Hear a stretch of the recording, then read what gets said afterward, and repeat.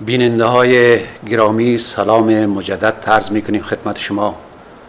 همونطور که در پرده تلویزیون میبینین کنار ما استاد محترم گرامی واصف باختری، شاعر گرانمایه و عالی قدر زبان فارسی حضور دارند و ما ازشان تشکر میکنیم که تشریف آوردن با ما و به خواست ما و تقاضای ما لبیک گفتن. ما از اونا به نهایت تشکر که قبول زحمت فرمودن، به استودیو آمدن. بسیار خوش آمدین استاد محترم. سلامت باشین. لطف کردین، عرض بیچاره ها را شنیدین، قبول کردین، به تشریف آوردین. حتما به احترام شنونده هم بوده، بیننده هم بوده. دیگه ما میخوایم که یک چند سوالی که در ذهن ما میگرده مؤدبانه و محترمانه از شما سوال میکنیم که به ما و برای بیننده های عزیز کمی روشنی فرتین در قسمت. در خدمت شما میروانیم.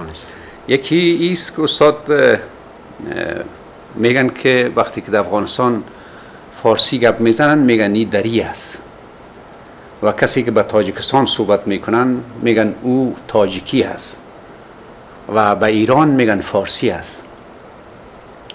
در این قسمت شما یک کمی روشنی فرتین که آیا یا هر کدامش 3 زبان است یا یک زبان است، فرق داره نداره، فرق لهجه‌ای داره یا هیچ ریشه‌ای داره؟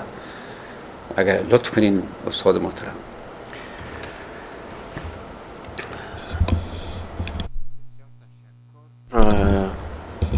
جناب هاشمی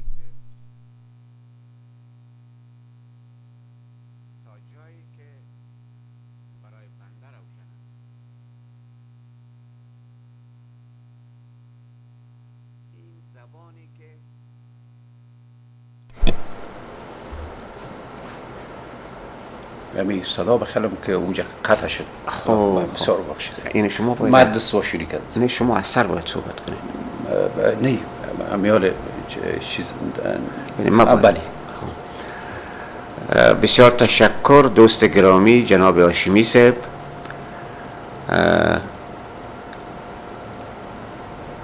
تا جایی که در این زمینه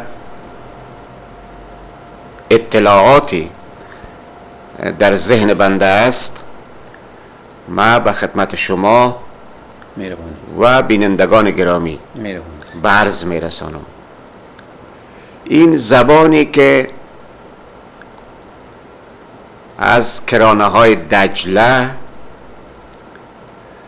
تا شهر تاریخی دربند در قفقاز، در سراسر ایران امروز و افغانستان امروز و همچنان در بخش‌هایی از ترکستان چین، در تاجیکستان، در سمرقند و بخارا و وادی فرغانه، در شهر اوش، در جمهوری قرقیزستان و در برخی از نواحی ترکمنستان بدان صحبت میشه و در بعضی از چرخشگاه‌های تاریخ زبان رسمی سرزمین پهناوری که در تحت سیطره خلافت عثمانی قرار داشت در برخی نواحی بدان صحبت می شده و چند قرن زبان رسمی نیمقاره هند بوده. نام این زبان، دقیق ترین نام، تاریخی ترین نام این زبان، زبان فارسی دری هست. نخست باید بگوییم چرا فارسی دری. در آغاز دری به عنوان یکی از اوصاف زبان فارسی به کار می رفته و همچنان به عنوان یک فارقه تا زبان فارسی دری را که بنابر روایاتی در حدود 1 قرن پیش از ظهور اسلام پدید آمده یا مطابق بعضی روایات و بعضی تحقیقات عده‌ای از دانشمندان مقارن ظهور اسلام پدید آمده، از فرس باستان، فارسی باستانی و فارسی میانه و بعضی زبانها و گویشهای دیگر متمایز بسازند. و چرا فارسی دری؟ باز هم فارسی برخلاف پندار عده‌ای که تصور میکنن نسبت کلمه به فارس هست، فارس یا بخشی از ایران امروز یا در کلیت سراسر ایران امروز در تعبیر تاریخی خود باز هم چنین نیست.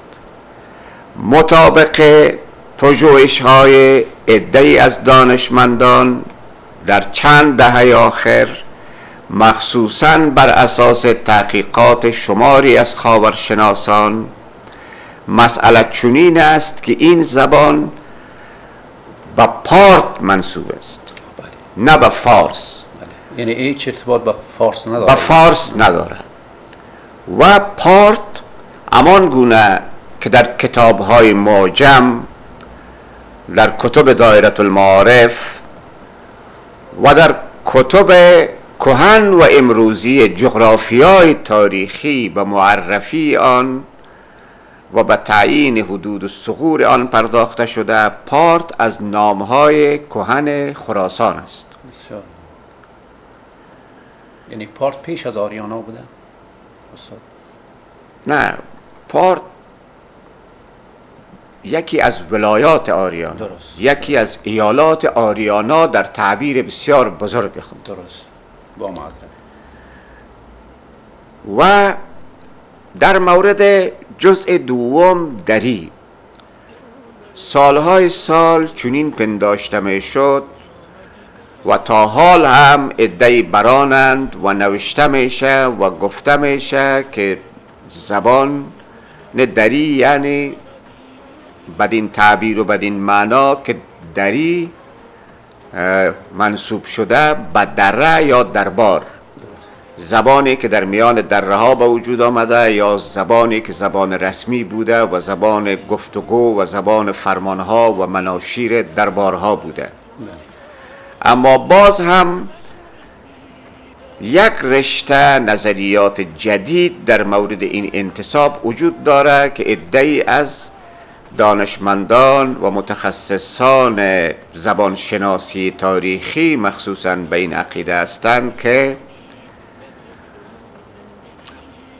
زبان دری یعنی زبان تخاری. نام تخار معرب دهار و دهار است. همین تخاری که ما داریم. بله. تخارستان. زبان دهاری یعنی فارسی دهاری، دهری و دری، درست، که یک شکل مرخم آن یا شکلی که در اثر کثرت استعمال از دهری به دری تغییر شکل داده، یعنی آن لهجه از فارسی که در سرزمین تخار به وجود آمده. و تا جایی که اسناد مکتوب در دست داشته نشان میده بعد از اسلام، بعد از آن که زبان فارسی در اثر توجه و اهتمام قسماً صفاریان و به صورت عمده سامانیان و بعداً غزنویان گسترش یافت و صاحب متنها و آثار منظوم و منثور شد، در آغاز از این زبان همیشه به صورت زبان فارسی دری یاد شده. مثلا ما در شاهنامه میخوانیم هنگامی که شهریار سامانی رودکی شاعر معروف را به نظم کلیله فرا میخوانه، در این مورد میخوانیم که گزارنده را پیش بنشاندند، اما نامه بر رودکی خواندند. بفرمود تا فارسی دری، بگفتند و کوتاه شد داوری. منظور استاد توس این است که مترجم را نشاندند و سراسر کلیله را برای رودکی خواندند و شهریار سامانی امر کرد که این متن توسط رودکی به زبان فارسی دری ترجمه شود. و غالباً از این زبان درگذشته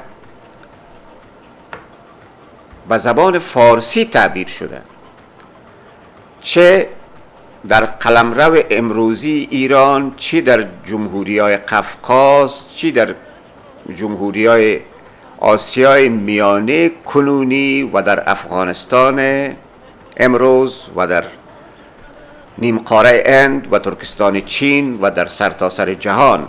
بله. مثلا منوچیری شاعر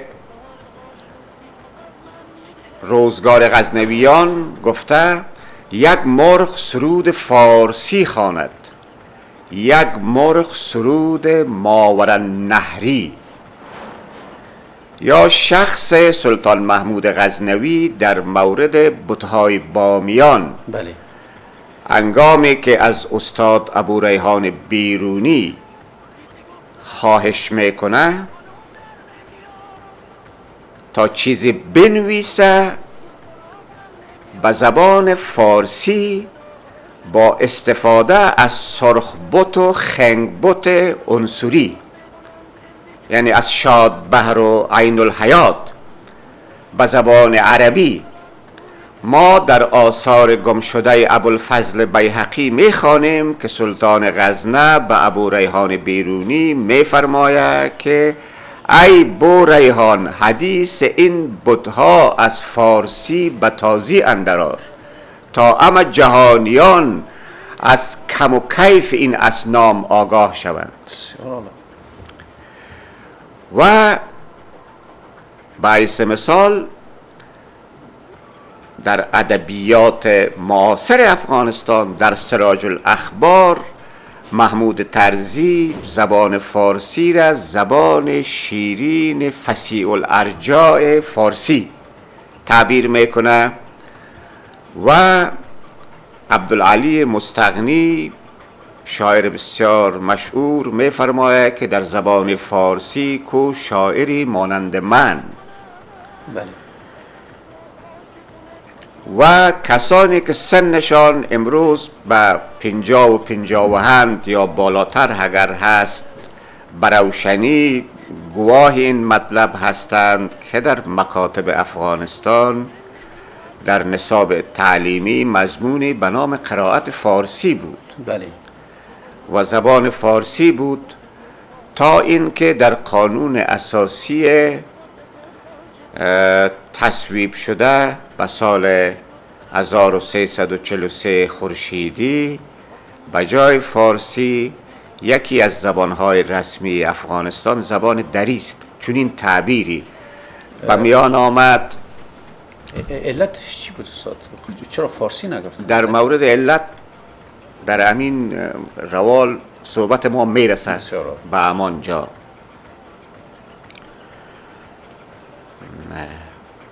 میفرمودین که در قرائت بله در قانون اساسی دری. بله. قانون اساسی 1343 خورشیدی. خب اگر بنا باشه که ما یک تعبیر رایج، بله. اما یک تعبیر نادرست متاسفانه رایج را بپذیریم و به این عقیده باشیم که یکی از زبانهای رسمی افغانستان زبان دری است. ما به زبان دری صحبت میکنیم. زبان رسمی ایران زبان فارسی است. بله. ایرانیان به زبان فارسی صحبت میکنند. زبان رسمی تاجیکستان زبان تاجیکی است. تاجیکستانی ها به زبان تاجیکی صحبت میکنند. اما باز هم اگر ما بله. به اسناد تاریخی مراجعه کنیم، بله.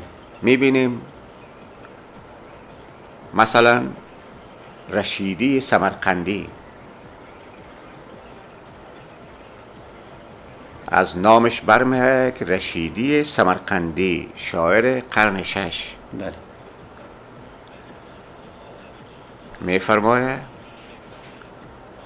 بهانه هاست بماندن مرا و یک آن است که است مردن من مردن زبان دری. که است مردن من مردن زبان دری. یعنی شاعر متولد در سمرقند و متوطن در سمرقند ادعا داره که به زبان دری شعر می سراید. حافظ شیرازی است و شیراز یکی از شهرهای مشهور ایران است. چندین بار حافظ در دیوان جلیل خود ادعای آن را دارد که شاعر زبان دری است. بله.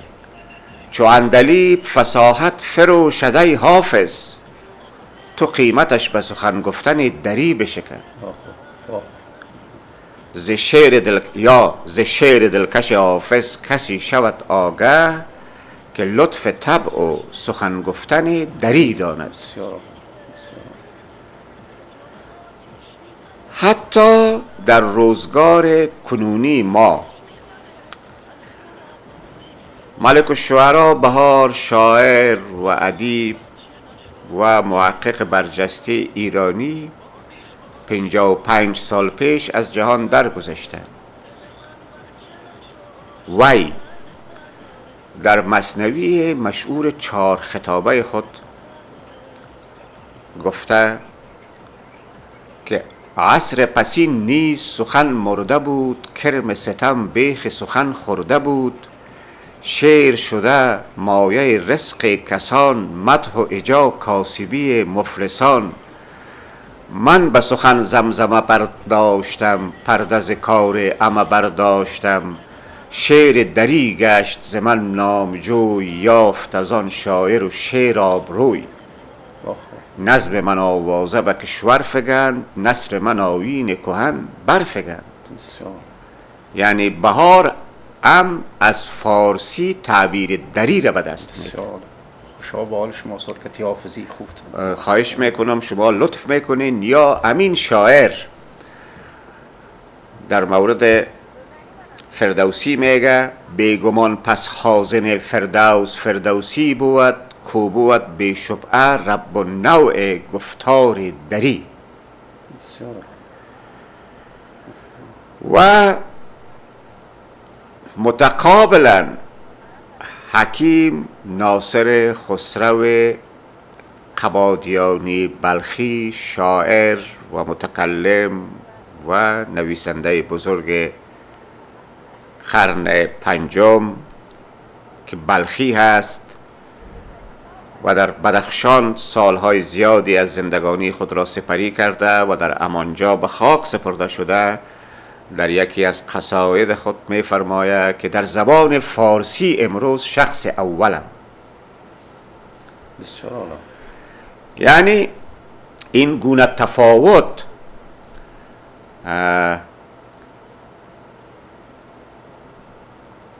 در اصل زبان فارسی و تعبیر از زبان فارسی یا زبان فارسی دری یا زبان دری در گذشته ها نبوده. و اگه با معذرت استاد گپ شما را قطع میکنم، یعنی آدم فارسی دری بگوید بهتر است یا تنها فارسی بگوید درست است یا دری بگوید این زبانه و کدام؟ در این مورد ما خدمت شما در آغاز عرض کردم که دقیق ترین نام این زبان فارسی دری است. فارسی دری. اما اگر امروز ما فارسی میگیم یا دری میگیم، در نفس زبان و نفس قضیه اهمیتی نداره. منتها ما باید به این عقیده نباشیم که سه زبان هست. فارسی زبان جداگانه است و تاجیکی زبان جداگانه است و دری زبان جداگانه است، برای این که اینها سه لهجه از یک زبان هستند. مثلا شما هم پرسشی داشتین و این که چرا دری جاگزین فارسی شد. این مسائل برمیگرده به سیاست‌های دولت‌های وقت افغانستان. درست. که اینها میخواستند خب جغرافیای سیاسی در جای خود فوق العاده محترم قابل رعایت، اما در اینها میخواستند که حدود و ثغور جغرافیای سیاسی را، حدود و ثغور جغرافیای فرهنگی را هم محدود بسازند در محدوده جغرافیای سیاسی. در حالی که ما امروز میبینیم به حیث مثال کویت، امارات، بحرین، عربستان سعودی، اردن، فلسطین، عراق، سوریه، مسقط عمان، مصر، الجزیره، تونس، مراکش، همه به زبان عربی صحبت میکنند. عربی میگن. همه به زبان عربی. خب یک عده عرب هستند، یک عده عرب زبان شده هستند، مانند مصری ها و الجزایری ها و سوریایی ها و بسا ملت های دیگر که امروز به زبان عربی متکلم شدند بنابر دلایل معین تاریخی. اما به حیث مثال در عراق یا در الجزیره یک کلمه تحریم نمیشه که این کلمه مصری است، باید در عربی سوریه به کار نره و این در همه جای عربی است. درست. هیچ وقت عراقی و الجزایری و سوریایی و تونسی نشده. یا به حیث مثال زبان انگلیسی در امریکا، در انگلستان، در کانادا، در هند، در پاکستان و بنگلادش، در نیوزیلند و استرالیا انگلیش. یا زبان اسپانیا در خود اسپانیا و در اکثریت مطلق کشورهای امریکای مرکزی و امریکای جنوبی اسپانیش است. اینها مثلا زبان پرویی و زبان مکزیکویی و زبان گواتیمالا و زبان هندوراس و زبان سالوادور ندارند و همه بدون هیچ گونه تعصب کلمه اسپانیش را استفاده میکنند. استاد محترم، بسیار تشکر، ذهن ما روشن شد. خواهش میکنم. سوال دیگه، بعض وقتها بعض کلمات ویژه و دانشگاه و دانشکده وقتی که به زبان فارسی که یا تا جایی که ما معلومات دارم که فارسی هست این استفاده میکنن، بعض دوستان میگن که این کلمه فارسی ما نیست یا ایرانی است یا کجایی است. شما چی نظر دارین این قسمت؟ فقط یک جزء ما در ارتباط صحبت قبلی مانده بود. بسیار معذرت میخوام. من میخواستم به اجازه شما و بینندگان گرامی نه وقت ما باز برنامه دیگه میگیریم. یک جزء کوچک است. بله. خب اگر قرار باشه برای یک لحظه بله بپذیریم، برای یک لحظه بپذیریم که زبان ایران زبان فارسی است، زبان افغانستان زبان دری است و زبان تاجیکستان زبان تاجیکی است. این سه زبان جداگانه است. چند پرسش مطرح میشه. ابوالمعانی میرزا عبدالقادر بیدل به کدام زبان شعر گفته؟ اقبال لاهوری به کدام زبان شعر گفته. درست. مثلا اقبال لاهوری، من یک بیتش برای شما میخوانم: هنوز ام نفسی در چمن نمی بینم، بله.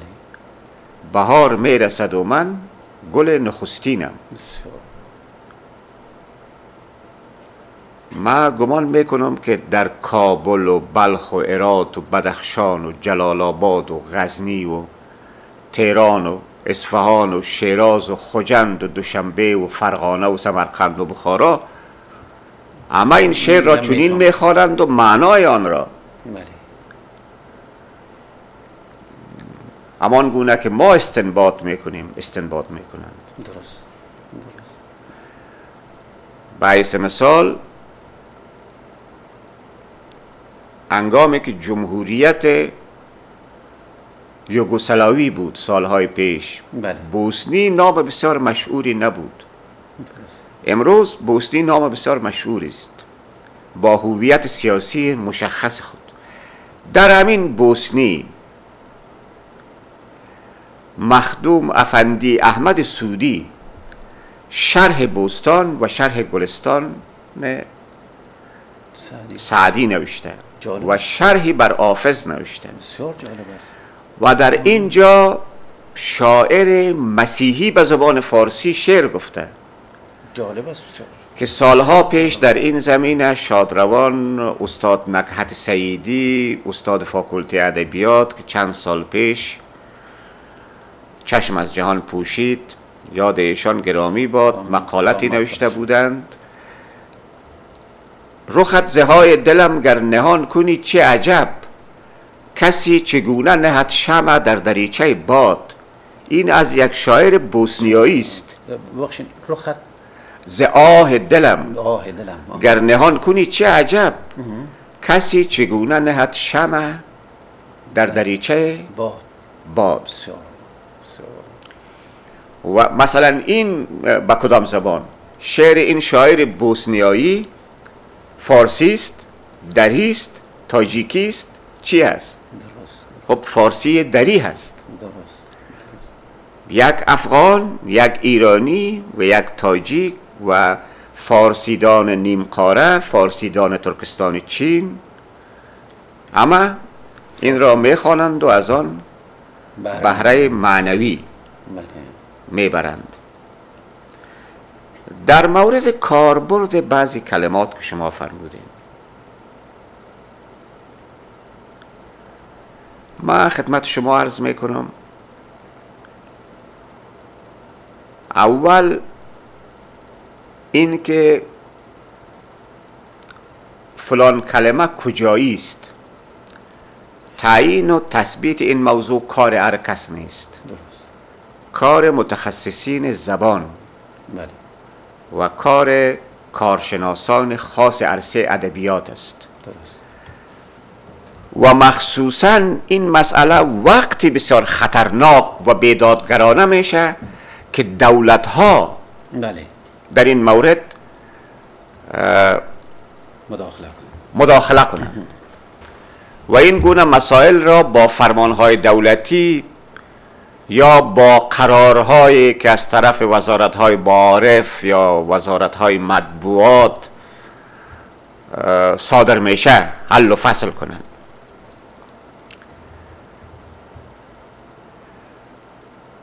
به نظر بنده تمام کلماتی که در تفهیم ابوریحان بیرونی، بله، در شاهنامه فردوسی، در تاریخ بیهقی، در 1000 بیت دقیقی بلخی،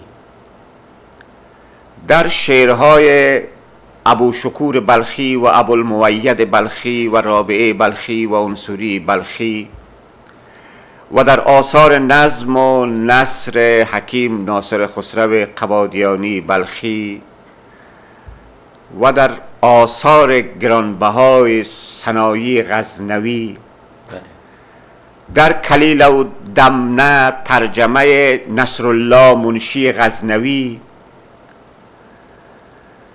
و در آثار نظم و نثر مولانا جلال الدین بلخی بزرگ به کار رفته و کلماتی که در آثار نویسندگان بزرگی که از سیستان و بلخ و هرات و تخار و غزنین برخواستند به کار رفته. بله. میراث مشترک ماست. بله. و در داخل حدود ثغور افغانستان هیچ کسی صلاحیت نداره که یک فارقه یا یک مرز فاصل ترسیم کنه و بعضی کلمات را بیگانه تلقی کنه. درست است بعضی مفردات و ترکیبات در ایران امروز به کار میره و خاص ایرانی هاست. مثلا آنها به کچالو میگویند سیب زمینی و به بادنجان رومی که ما گوجه فرنگی. بله.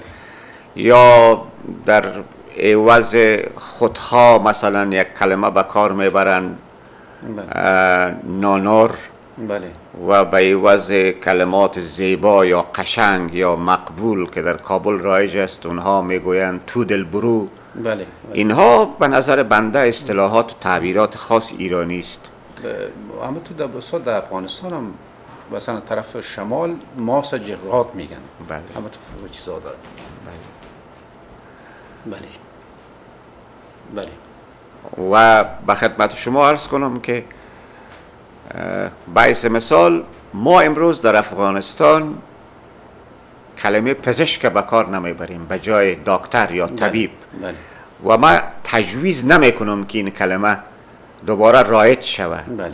اما این کلمه از قول ابن سینا در کتاب ابو عبید جوزجانی شاگرد ممتاز ابن سینا آمده که چون دندان بفرساید و از بنهان گوشت بکاهد ریم آرد و از آن ریم جرثومه زاید و جرثومه انگام خایش یعنی خاییدن. بله.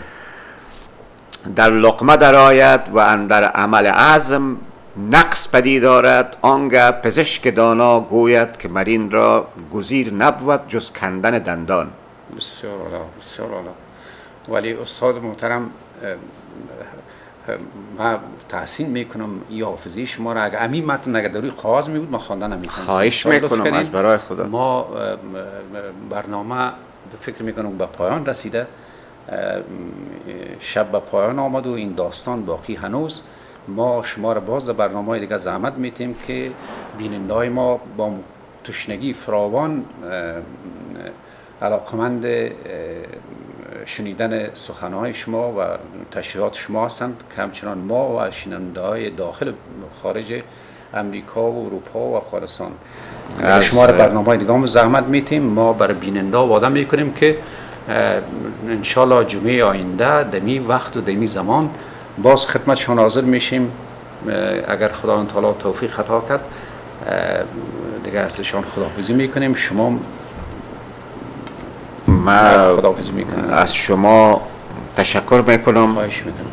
دوست دیرین و عزیز جناب هاشمی صاحب و من امیدوار هستم که به بینندگان گرامی تلویزیون شما اندک خدمتی